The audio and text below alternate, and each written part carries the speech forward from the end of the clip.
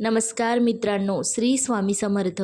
हा व्हिडिओ सुरू झाल्यानंतर कृपया मध्येच बंद करू नका, कारण धोंड्याच्या महिन्यातील एकादशीबद्दल आज मी जी गोष्ट सांगणार आहे ती ऐकल्यानंतर हजारो लोकांनी एकच गोष्ट सांगितली, ती म्हणजे त्या रात्री आमच्यासोबतही काहीतरी विचित्र घडलं. आता त्यांच्यासोबत असं काय विचित्र घडलं ते आपण पूर्ण व्हिडिओमध्ये बघणार आहोत. आणि विशेष म्हणजे या व्हिडिओच्या शेवटी मी तुम्हाला तो संकेत सांगणार आहे जो फक्त स्वामी समर्थांची कृपा असलेल्या लोकांनाच दिसतो. पण तो संकेत दिसण्याआधी या महिलेच्या आयुष्यात अशी घटना घडली की संपूर्ण गाव घाबरलं होतं. म्हणून शेवटपर्यंत नक्की बघा आणि मध्येच व्हिडिओला सोडू नका, कारण कदाचित ही एकादशी तुमचंही नशीब बदलू शकते. श्री स्वामी समर्थ भाविक भक्तांनो, महाराष्ट्रातील एका छोट्याशा गावात सुमन नावाची एक महिला राहत होती. घरात सतत संकट आणि तिचे पती आजारी राहत होते. पैशांची तंगी आणि मुलांच्या शिक्षणाची चिंता तिला नेहमी छळत असत. सगळीकडे अंधारच अंधार. पण एक गोष्ट, ती म्हणजे ती कधीच सोडत नव्हती स्वामी समर्थांवरचा विश्वास. दररोज सकाळी ती स्वामींचा जप करायची. श्री स्वामी समर्थ हे नाव तिचा आधार होता. पण खरी घटना तर आता सुरू होणार होती. एकादशी जवळ येत होती. सुमनने पूर्ण घर स्वच्छ केलं, तुळशीपुढे दिवा लावला, उपवास सुरू केला. रात्र झालेली होती. गावात शांतता पसरली. सगळे झोपले होते, पण सुमन मात्र स्वामींचा जप करत बसली होती. श्री स्वामी समर्थ, श्री स्वामी समर्थ, श्री स्वामी समर्थ, श्री स्वामी समर्थ. घड्याळात रात्रीचे 12 वाजले. अचानक तिच्या घरातील दिवा जोरात हलू लागला. वारा नव्हता, दरवाजे बंद होते, तरीही तो दिवा थरथरत होता. सुमन घाबरली, पण तिच्या मनातून अचानक एक शांत आवाज आला. तो म्हणजे, घाबरू नकोस, मी तुझ्या सोबत आहे. त्या रात्री तिने जे पाहिलं ते पाहून तिचे हातपाय थरथर कापू लागले. सुमनचे डोळे भरून आले. ती स्वामींच्या फोटोसमोर बसली आणि अचानक तुळशीजवळ ठेवलेलं फूल स्वतःहून खाली पडलं.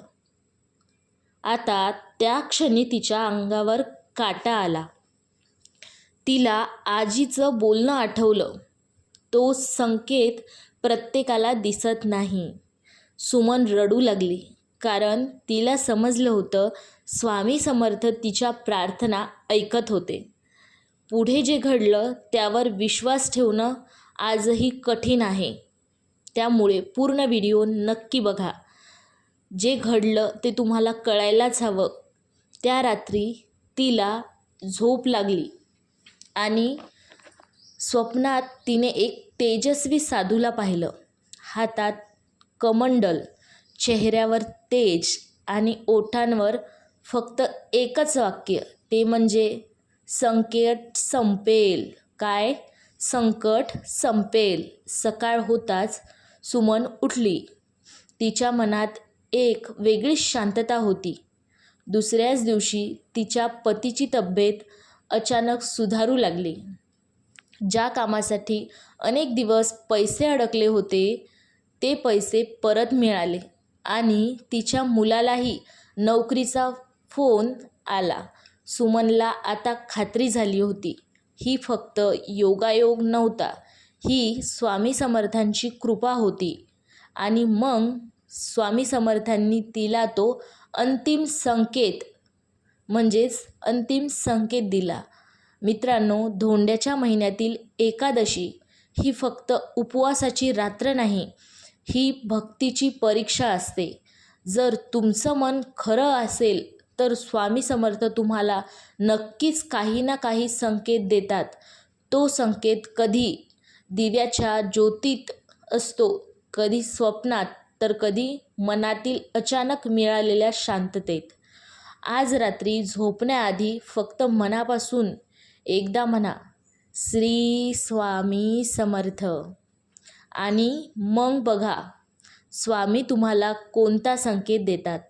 जर तुम्ही स्वामी समर्थांवर विश्वास ठेवत असाल, तुमचा स्वामींवर जर विश्वास असेल, तर श्री स्वामी समर्थ लिहायला विसरू नका आणि हा व्हिडिओ त्या व्यक्तीला नक्की पाठवा ज्याला सध्या स्वामींच्या कृपेची गरज आहे.